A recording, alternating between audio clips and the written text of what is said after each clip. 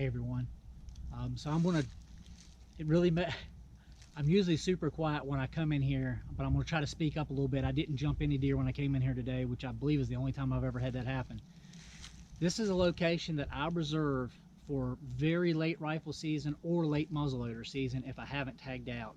This is that place that I have in my head that I'm gonna come to when all else fails. It's a giant bowl. So when I come in here, I'm not carrying my 30-30, I'm gonna carry my 308, so I can reach out and touch something. But huge field of view all the way around, but it's a complete bowl that comes around here with this knoll that drops over into the middle of it. What's awesome about it is it's got a really high stem count, and I'll show y'all some better video and stuff of it, but it's got a really high stem count of woody brush in here. It makes for great security cover for the deer. And where these little finger points come in this bowl comes down into the creek comes down together at one point just right over here, maybe 80 yards, 90 yards. And where the creek comes together, even on dry spells like we're having now, it holds plenty of water. It's a nice water hole right there. So there's always a good water source in late season for there. Today, we're having unseasonably warm weather the last few days. Today, our wind is out of the south. We've had temperatures near 70 here in the beginning of December. So not seasonal at all. But when it's normal temperatures or blustery cold in late season, our primary wind's out of the northwest, and that's the highest ridge there. So this is the lee side of the ridge. So the deer will like to lay up in this security cover and be out of the wind when we have that primary blustery northwest wind that comes in here. Also, the sun raises right over here and travels all the way through to where it's setting right over here now. The sun's setting over here, it's getting pretty late in the evening. So that sun, as it comes through, it's beating down in this bowl. So it gives a lot of solar heat, which helps the deer conserve energy in late season. So that's just what I think about when I think about hunting late season. Lee side of ridges, sunny side of ridges, where both is the case. Security cover, availability to water. This is not a good acorn year, but I had incredible success at this scrape. Bring this down, let you see it. See it, the scrape's right here. But I had incredible success at this scrape this year. I was so pleased that even though I've never hunted this yet, I have a tree stand on this knoll. I'll go up there and show a better view of it here in just a minute. But I've never hunted this as of yet. But the bigger buck that I harvested this year, I had on trail camera right here, which is amazing. I think I had like 4 or 5 video clips of him working this mock scrape. Now I just put this hemp rope up. That's a new thing I'm going to try out next year. But he worked this mock scrape, and it was some really good footage. Also, in addition to him, which is what I'm going to show you on this video, I had this big, old, mature tank. I mean, absolute stud of a 6-pointer. If I had to pick between that 6-pointer and the hole in the horn 8-point buck that I killed this year, I think I'd choose that 6-pointer. He was super photogenic. I mean, swole up neck, really put on a show here. Have some video clips that I'll show you where he's actually here working this scrape, and a bird flies on his back. And then right as he decides to hit the lick branch, the bird flies up to the tip of the lick branch. He raises up, hits a lick branch. The bird flies off onto a limb. He's with another little 6 or 7-pointer, a much younger deer. And they've been grooming each other for the longest time. And then that bird flies over to that little 6 or 7-pointer and lands on its side and pecks on its side just a little bit and then flies back over it. Really cool footage. I hope y'all look out for that in the video. But it was really cool. And then at the end, I'm going to show you, to finish up the trail cam stuff here, I'm going to show you an absolute stud of a buck from my neck of the woods. I mean, an absolute, just knowing that he's in here and he's possibly survived this season just makes me really excited to have this as a backup location. I usually hunt probably about a mile and maybe a mile and a fifth away from here. So there's a big clear cut, old clear cut, that's between here and the farm fields. And none of this do I fool with. I hunt edges between the farm fields of open woods, draws and such. But this is my fallback. This is a place that I know I've got in my back pocket that I can come in here if I ever get really desperate. Season's not working out good for me, and I have a good chance of seeing some deer, even after hunting pressure has been on for a while, and especially in late muzzleloader season.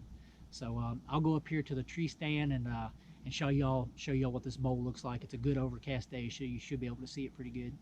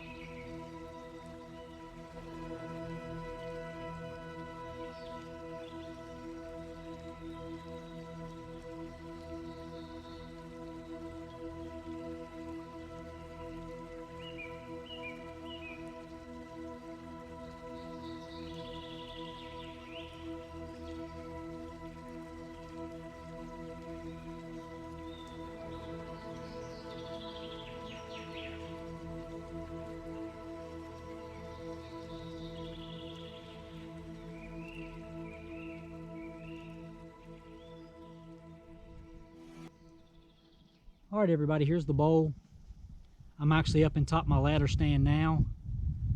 We just came from down there. That's where the mock scrape's at with the hemp rope now. There's a bunch of trails that come in from different angles that all converge kind of down in that area. And it opens up a little bit. And where the water source is down there. There's always water in that. I've never not seen water down there where the two creeks, the two drainages come together. Always has a good pocket of water there. I might dig it out a little bit more this summer, but it's got a lot of water in it now. We're having a pretty big dry spell, pretty long dry spell. But it's just nice to have these places in your back pocket. And if I ever come in here and hunt this, you know, I won't bring my 30-30. I'll bring my 308 because I might have to make a shot that's out there. You know, reach out and touch something. But just a really cool spot to have as a backup plan.